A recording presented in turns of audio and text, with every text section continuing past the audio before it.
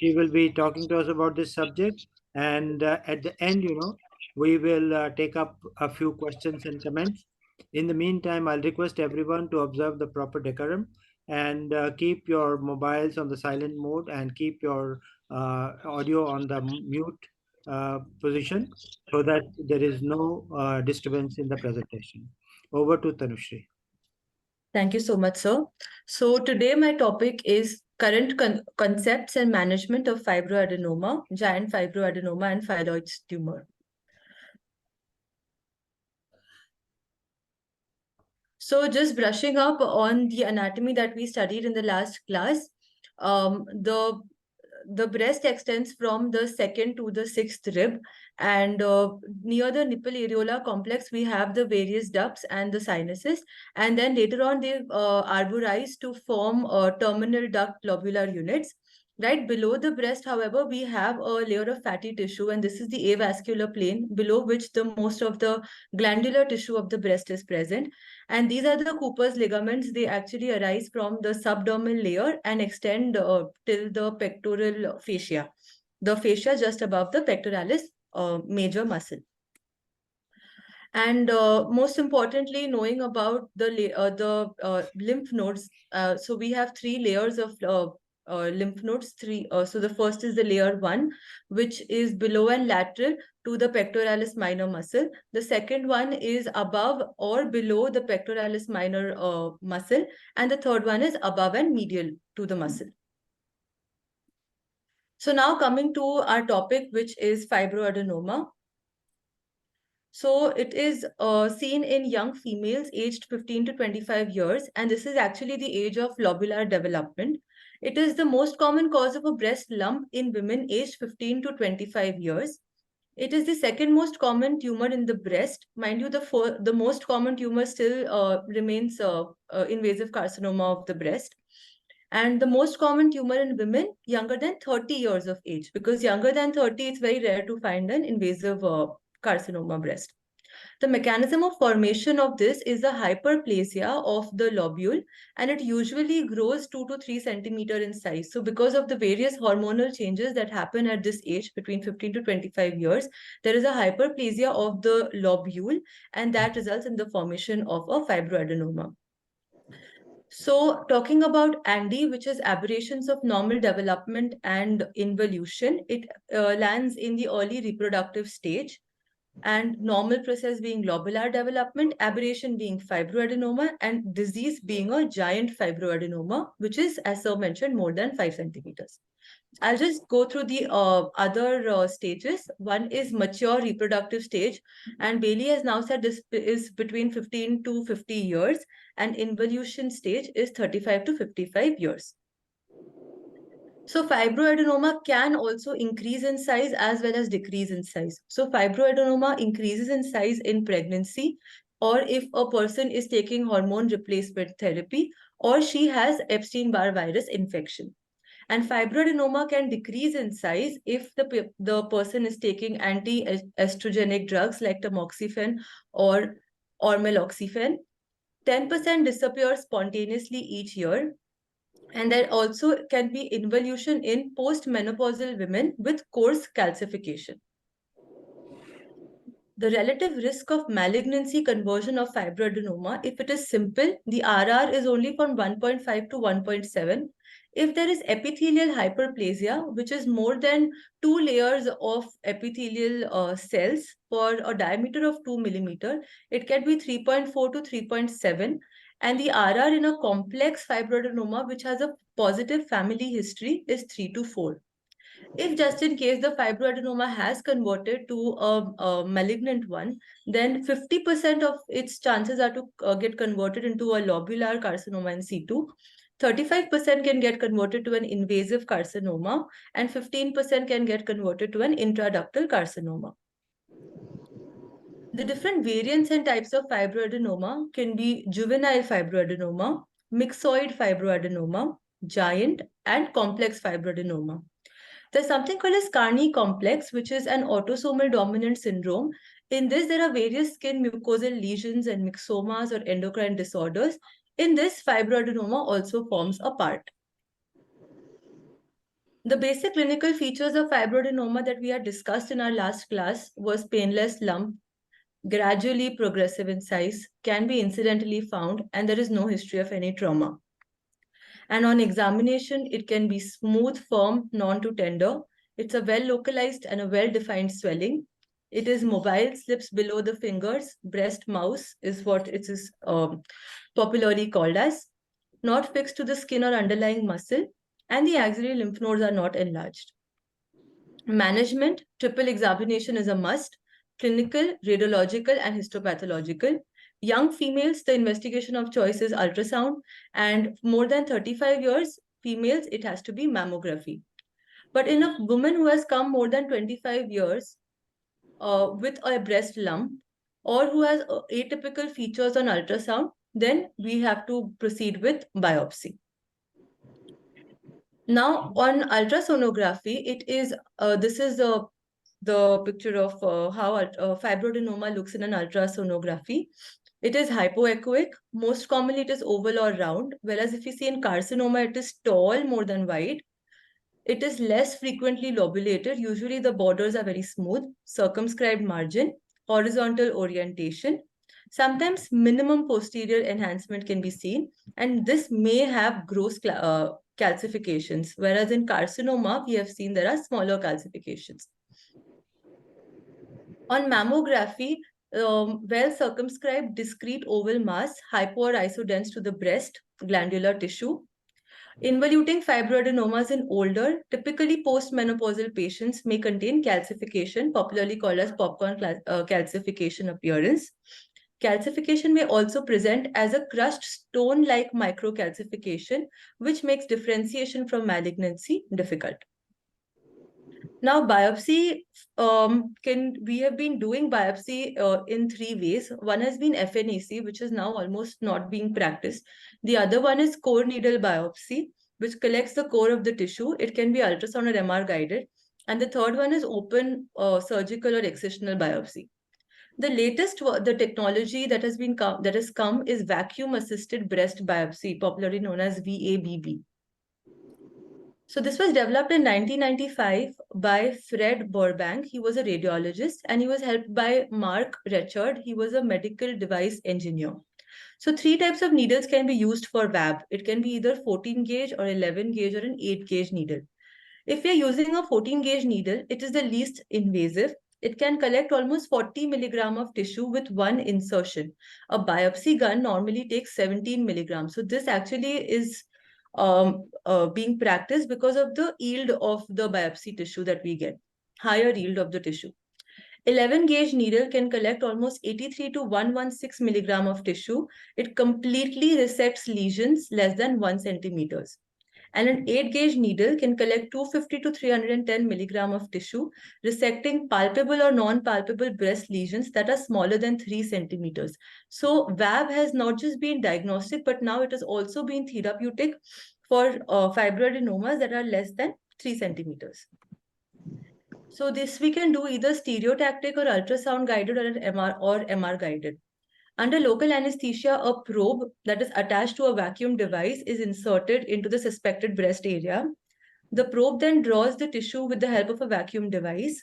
A rotational blade cuts the tissue, which is then transferred to the collection compartment. The probe can be rotated to collect suspicious tissues from other directions as well. Now, it has been shown to have a lower incision, lower scar, but the only complication that VAB has is post-operative hematomas that can resolve on its own compared to conventional surgeries. So these are the different slices that VAB actually collect. And then later on processing these slices by making fine slides, on histopathologically, we can see this is how fibroadenoma looks. It can either have a pericanalicular growth pattern or it can have an intracanalicular growth pattern. Now, talking about the treatment options for fibroadenoma, we have already spoken about VAB. The other 3 are surgical excision, cryoablation, or MR-guided focused ultrasound. So indications for surgery are age more than 30 years of age, as we saw that fibroadenoma was most commonly found in 15 to 25 years of age. If it is suspicious features on imaging, if there was atypia on histology, if it is more than 5 centimeters in size, if family history of breast carcinoma is present, and of course, patient's preference for surgery. The various incisions that can be taken, respect has to be given to the Langer's line. So we can give radial incision or a periareolar incision or inframammary incision, but never a transverse incisions because that can result to cutting multiple ducts at the same time. There's a new technique called as fibroadenoma excision technique through a periareolar incision called as FETP. The indications of FETP is an areolar diameter greater than 3.5 to 5 centimeter, a distance from the outer margin of the mass to the nearest areola's edge, which is less than 5 centimeter, which means that the tumor and the areola should be within 5 centimeter range. The largest diameter of clinically diagnosed palpable fibroadenoma should be less than 3 centimeters. That means the fibroadenoma has to be less than 3 centimeters. And the age less than equal to 35 years. Hello. नमस्ते मामा जी, बताइए मैं ठीक हूँ, आप कैसे हैं? Once again, I request other participants to mute themselves. हाँ जी बिल्कुल, मेरा मैं देखता हूँ इमरजेंसी अगर मैं free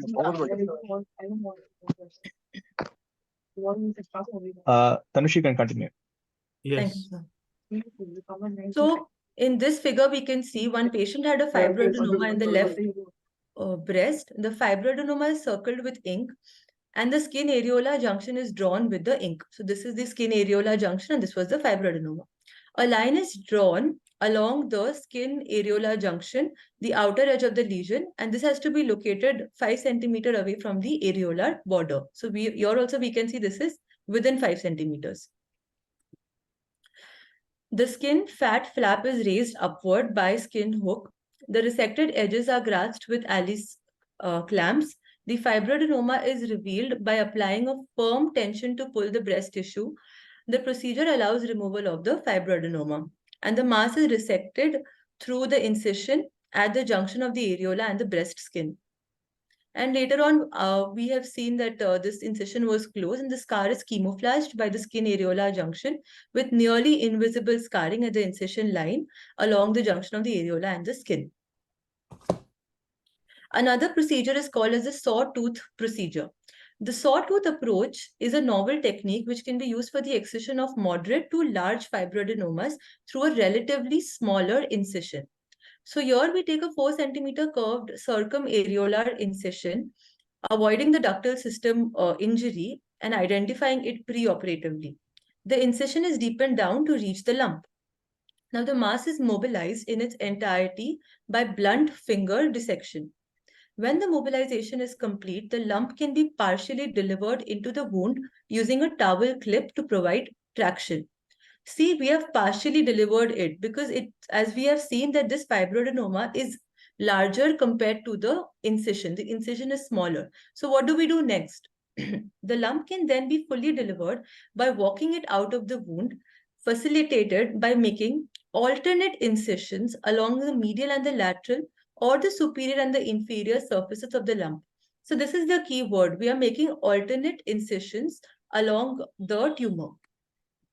Now, by rotating the fibroadenoma medially and laterally, as the incisions are made over the fibroadenoma, it can be delivered through an incision that is significantly smaller than the lump. The incisions on the mass are made from the most superficial to deep, with the towel clips migrating in the same direction, providing progressive traction until complete delivery. This is an important point that it must be noted that the lump is not completely incised through its axial plane, and the incisions along the opposing surfaces are alternating and are 2 to 3 centimeters apart. And we do this so that incomplete division of the lump ensures that its delivery is complete without leaving remnants in the breast. And then hemostasis within the cavity is achieved and the areolar skin is closed with a continuous 3-0 non-absorbable monofilament suture. Next technique for fibroadenoma treatment or surgery is cryoablation. It's a relatively newer technique.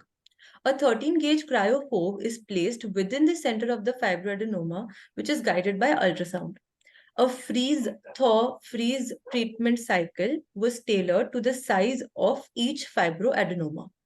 Freezing times range from 6 to 30 minutes, and 2 cycles result in uniform necrosis of the fibroadenoma. Cells within a few millimeters of the cryophobe, in them there is intracellular ice formation, which results in membrane rupture. And the remainder of the frozen region, there is osmotic imbalances resulting in cellular damage and lysis. And this is how the entire fibroadenoma, we cause a necrosis and damage of it. Damage to the endothelial cells, that is the vascular component of any tumor. In them, there is leakage, thrombosis, and vascular stasis, resulting in anoxia, which over several days completes the ablative process. So in this study that I have mentioned here, we have seen that by the end of almost 2.6 years, the volume of the fibroadenoma has reduced to almost 1%. And this is the ultrasound image of serial improvement. This was the pre-treatment. This was the ice ball during the treatment. And the post-treatment, we can see there is hardly any tumor present or hardly any mass present. Another way is new way of treating fibroadenoma is MR-guided focused ultrasound.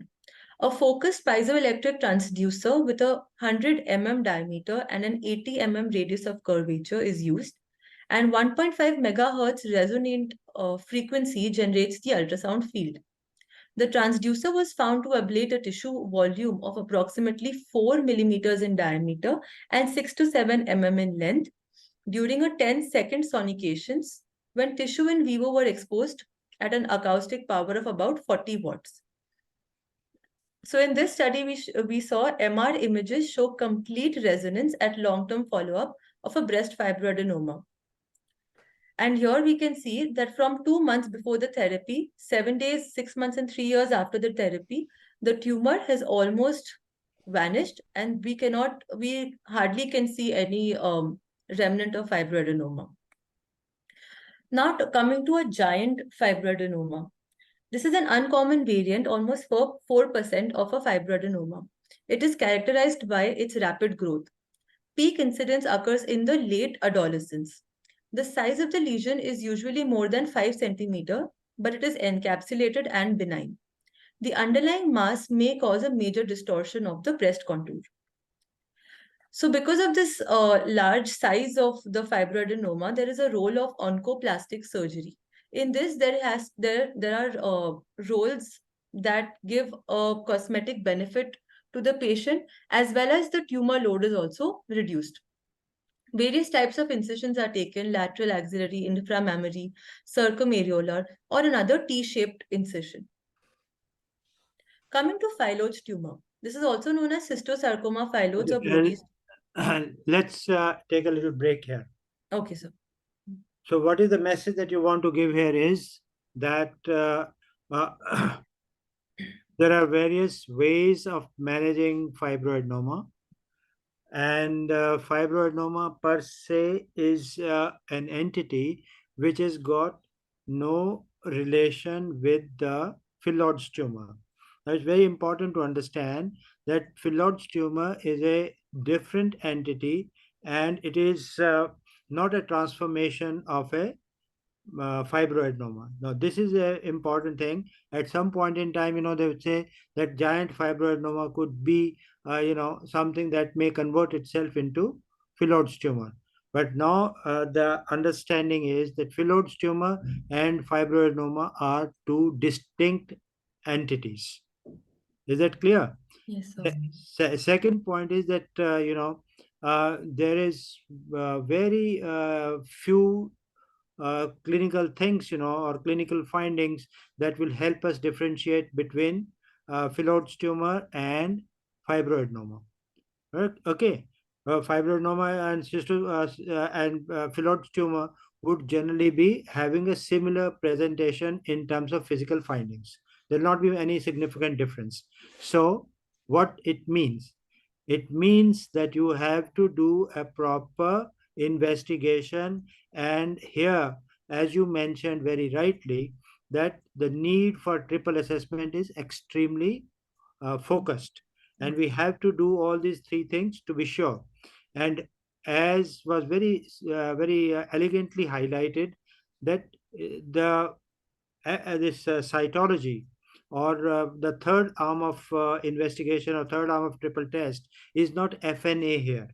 FNA is now virtually out of out of context as far as this histological or cytological evaluation of breast lump is concerned. It has been largely replaced by core needle biopsy, and for everything that you remove, you must have a proper histology. And that's where it will be very important that when you have a 3-4 centimeter lesion in the breast, and you have done an FNAC, it may tell you that it is probably cystosarcoma. But when you do core needle biopsy, it will tell all of these things very clearly. And as you would be telling us about Phyllodes tumor, there are various stages and grades, and that's where it will become very important to understand what is the histology of this tumor. Okay. And so remember, histology remains very important. No lump in the breast nowadays can be left without characterization. We can't just say that, okay, this lump looks like it is a benign lump, it's in a girl of age 15 years, 15 years, it's about 3 centimeter, it is like a breast mouse, it has got that sign of slipping under the examining finger, so let's call it a fibroadenoma and leave it at that. No lump should be left without characterization. And that would mean that sometimes you would be also picking up cancer in unsuspected situation. Sometimes you would be picking up Phyllodes tumors, and sometimes you may be even picking up things like angiomas and angiosarcomas and hematomas and things like that. So every lump has to be characterized, and then you can take a call whether you need to operate or you don't need to operate upon that patient. Okay. And another point that I want to highlight, or I want to elaborate further, is giant fibroadenoma. Now, giant fibroadenoma is the size and the cytology. The size is 5 centimeter and it is more cellular. But other than that, it has no significance. It doesn't have a higher chance of malignant transformation. Okay. And except that patient may be more bothered by a larger lump, and therefore you may be asked upon to remove it, but by itself it doesn't confer any additional risk of malignancy, right? And one more point that we need to highlight here is that all tumors, after they have been removed, should be subjected to a proper histological evaluation.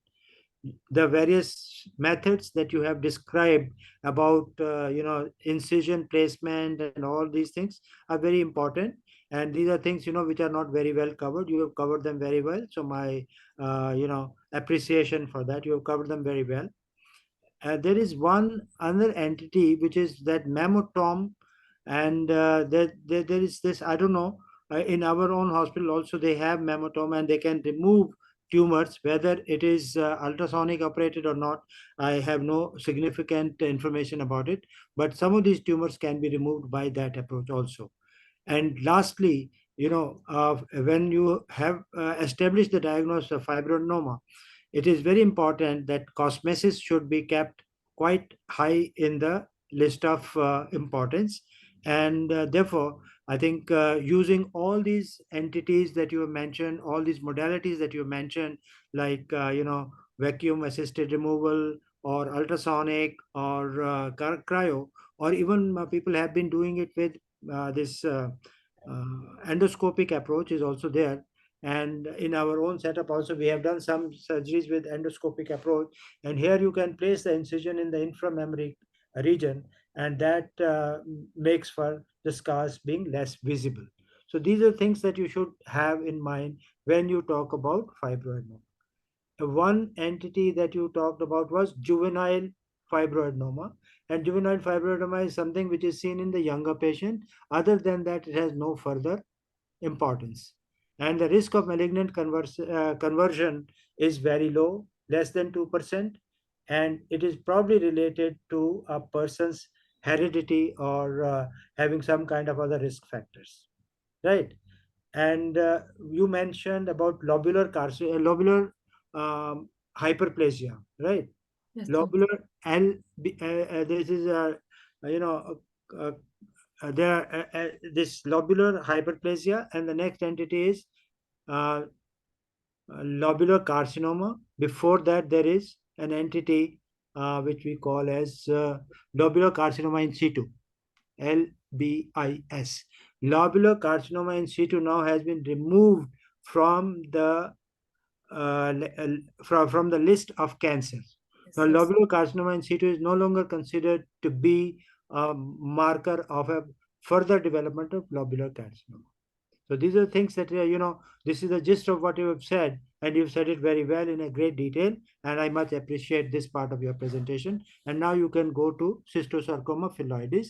And in the meantime, if anybody has any query, they can write in the chat box.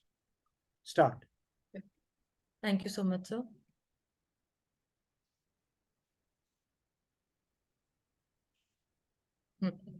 So phyllodes tumor.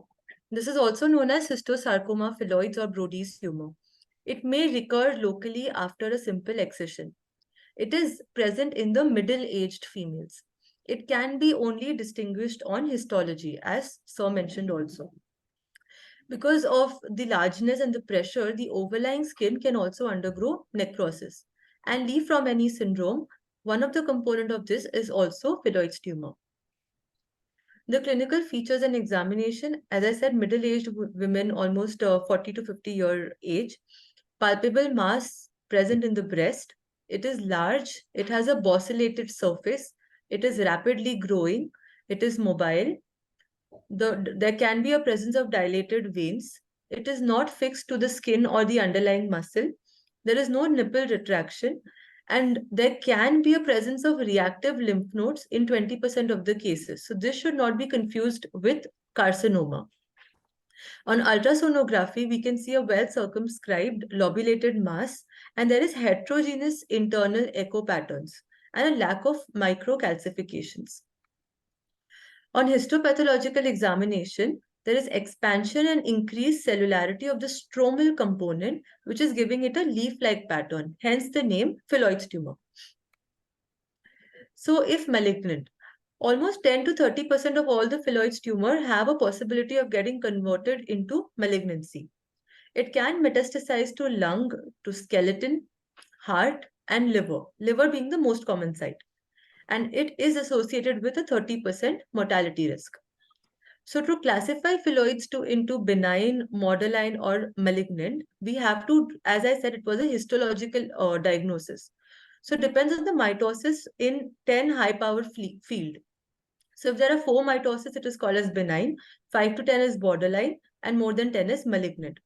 The tumor borders pushing or focally infiltrative, and diffusely infiltrative. The stromal atypia is none to mild, mild to moderate, and marked. Stromal overgrowth, none, focal or moderate, marked or diffuse. Stromal cellularity, mild, moderate, marked or high. Malignant heterologous stromal elements can be none, and it is only present in the malignant counterpart. There is one interesting clinico-pathological suspicion score that we can use for, which is also called as Paddington score. So Paddington clinico-pathological suspicion score, it is considered positive if any two features if any two features are positive out of these 3. So first is clinical findings, sudden increase in the size in a long-standing breast lesion.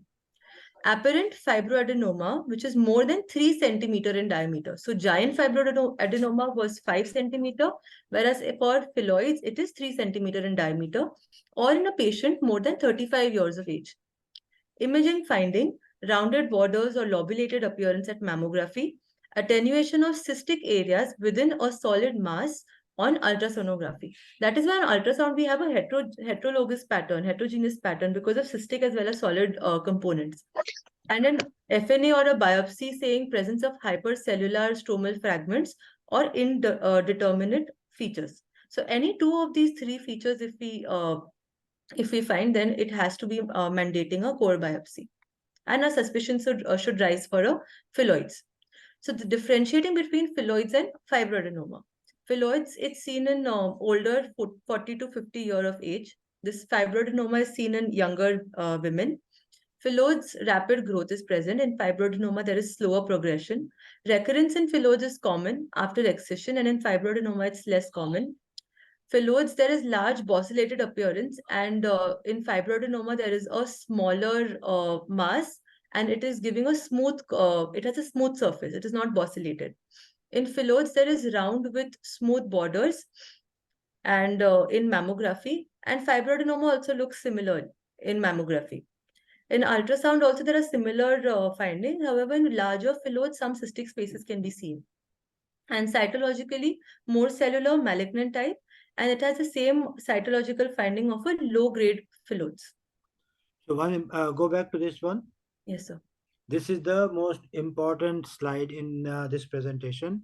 And if you have understood this slide, I think you would be able to discuss the fibroadenoma and Phyllodes tumor, and you should be able to differentiate the two very well. I think this is the most important slide, and every one of you should take a good picture of it, make a good impression of it, and remember it. So I think whenever you have a situation where you are discussing a breast lump in the context of a mobile lump in the breast, these things should flash into your mind, and you should be able to make a good clinical differentiation between the two. That's why I wanted to highlight this particular projection. Move on, please. Thank you, sir. So management of Phyllodes tumor, initial workup. So as there is a palpable mass, rapid growth, and USG suggesting of fibroadenoma more than 3 centimeters. So we do a triple assessment, ultrasound or mammography for more than 35 years of age, ultrasound for younger women, and after examination, we do a core needle biopsy. On the biopsy, if we find a fibroadenoma, we just observe. If it is indeterminate, we do an excisional biopsy. And on the biopsy, if we get a Phyllodes tumor, benign, borderline, or malignant, the treatment is wide local excision with a 2 centimeter margin. And there is no need of any axillary staging. So surgery, as I said, complete excision is the treatment. 2 centimeter margin has to be done, and wide local excision has to be done. But if the mass is extremely large, then a mastectomy can be done. But if there is a local recurrence, like after excision, if the patient has come again with a lump in the same breast, same location, local recurrent breast mass after excision of the Phyllodes tumor, then again we do a history, mammography, or ultrasound, core needle biopsy, and we also have to consider chest imaging, chest X-rays or PET CTs, etc., to look for metastasis. If there is no metastatic disease, then we do a re-excision with wide margin without axillary staging, and we can consider post-operative radiotherapy. But if there is a metastatic disease, then we now consider this as a soft tissue sarcoma and deal it like a soft tissue sarcoma. The post-operative complications of surgery in Phyllodes can be infections, seroma formation, or local or distant recurrence. Follow-up and prognosis. Most recurrences, they occur within 2 years. So follow-up, you have to do every 6 months for the first 2 years, and then you have to do it annually. Annual mammography is a must for cases that we have that have underwent lumpectomy or wide local excision. Chest X-ray or CT thorax, we have to do 6 monthly for cases that had large phyllodes, almost 5 centimeter, or patients who had malignant Phyllodes tumor. Majority of the patients with benign and borderline Phyllodes tumor are cured by surgery. 5-year survival rate of malignant Phyllodes tumor is almost 60 to 80%. Thank you so much. So you have done a very competent and very in-depth presentation. I'm quite satisfied with the broad range of discussion that we have had. Anybody who has any question here can ask any question or make any comment. In the meantime, let's say that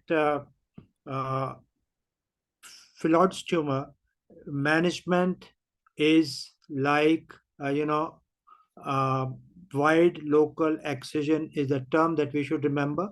We should always remove these lesions with a good margin. Even with the benign tumors should also be removed with a margin, because at times, your core needle biopsy may be having some kind of a indeterminate kind of picture, or a very kind of it may not be a very 100% reliable. And when you remove it, the histology from core needle biopsy to the proper evaluation of the excised lump may vary. So it will always be good, when you have the suspicion of this particular tumor, always remove with a margin, because there can be some kind of incongruity between core needle biopsy and the final biopsy. And in the context of that situation, even if it comes out to be indeterminate, or if it comes out to be malignant phyllodes, you don't need to do anything differently if you have taken 2 centimeter margin. And important point that probably need a little more highlight is the role of radiotherapy in malignant phyllodes, especially when the margins are closed, right? There could be always an additional benefit of giving radiotherapy. So it's very important for you to remember that radiotherapy has a role in those situations where there is a closed margin, or there was a large tumor, and the risk of recurrence is considered to be high. It is considered to be very kind of in terms of my mitotic figures. There are many more mitotic figures, and the stromal factors, as you mentioned, are very much unfavorable. In unfavorable situation, adding radiotherapy adds. So I think nowadays there is some kind of a stress on giving radiation to the high risk group, especially in the malignant group. Also, there would be a group which is very high risk, and in those situations you can consider giving radiation to these patients. That I said, closed margin, very large lesions, and tumor factors showing mitotic figures and stromal proliferation, which is like sarcomatous lesion. So it's just like, the stroma just looks like a sarcomatous lesion. So they remember that particular point in this context. As far as chemotherapy is concerned, it has not much role to play. So that's something, which we give out of desperation, but there is no significant role of giving chemotherapy. And if the patient has developed this metastatic lesions in the liver or elsewhere, I think her fate is sealed, and giving chemo radiation is just for the sort of giving some kind of a hope to the patient, or giving some kind of a comfort to the patient or the family, but otherwise it doesn't have any significant meaning. And last thing, which you also mentioned, and which needs to be mentioned and needs to be highlighted, and that is, um, you know there is no role of lymph node excision or axillary dissection. This tumor does not spread by way of lymphatics, it spreads by hematogenous route. So there is no role of any kind of axillary dissection. So remember that you've said it all, but I'm just picking out a few points which should be of importance here. And last point is in the clinical side. There is some kind, sometimes the tumor is so large that it causes pressure necrosis of the overlying skin. So here there is some kind of a undermined edges that you get to see. So there's a difference between the kind of ulceration that takes place when there is a malignant involvement of the skin by a carcinomatous lesion, and when the skin ruptures because of pressure by a by this uh, Phyllodes tumor, right? Phyllodes tumor, because it becomes very large, it causes pressure, and because of the pressure, there is a pressure necrosis of the overlying skin, and it results in a undermined ulcer. Undermined ulcer means that you can run your probe between the floor of the tumor and the edges of the skin, surrounding skin. So this kind of ulceration is very important to remember. So whenever you see an ulcerated lesion, remember Phyllodes tumor, and remember this kind of edge that we have in ulcer due to Phyllodes tumor is the one which is called as undermined edge. So with these words, I think we close this session, and I appreciate your presentation, and I also appreciate all of those who have participated in this uh, classroom session. And we do hope that as we move on in our classroom sessions, we pick up more focused subject, we pick up more, I think, commonly present more common conditions, and those situations which have a wider kind of I should say a wider presentation in the exam, or wider representation in the exam, because breast lump per se would be generally cancer. Fibroadenoma and Phyllodes tumor are less commonly there, but yes, they can also be there. And for theory's sake, and more importantly, for all the kinds of encounters that you have with the patients, you should have this understanding very clear. Okay, the how to address. And the message that I would like to give here is, don't leave any breast mass uncharacterized just by way of clinical reinforcement. No, it should be by histology that you should confirm what it is, and then you move forward. Okay. So I think with this, there are no questions in the chat box. If somebody wants to ask, Sham is not there. I am there, sir. Yes, sir. If you want to ask anything, or if somebody wants to ask any question. One point which I wanted to add, sir, the wide excision here, I mean, in Bailey and Love, it is mentioned that greater than 2 centimeters, and other books also it has mentioned that 1 centimeter is more than enough. And what I've seen the standard of practice is usually 1 centimeter is usually followed for No, close but to. I think in this 2 centimeter is something which is more acceptable, because with the 2 centimeter you have you are also taken care of the malignant variant also. If it is borderline, it's fine. 1 centimeter could be fine. A clear margin is fine. For uh, benign phylloids, or there is clear margin is fine. For intermediate, 1 centimeter is fine. For malignant, you need 2 centimeter, right? But then sometimes our histological characterization may not be complete, and then removing a 2 centimeter margin may not result in a significant disfigurement of the breast. And importantly, you have some kinds of oncoplastic operations available, where you can shift the breast tissues and cover up those defects. Okay. And one point which also I think in this we can mention, and that is that if we cannot leave behind a kind of cosmetically acceptable breast anatomically, then it is good to do a mastectomy and go in for reconstruction subsequently. There's no point leaving behind. And that way also, if you do a mastectomy, probably in some of those large tumor, you would also be able to achieve a good clearance of 2 centimeter. Right. Large tumors have a high risk to be malignant, and in this situation, I think removing that large tumor, leaving behind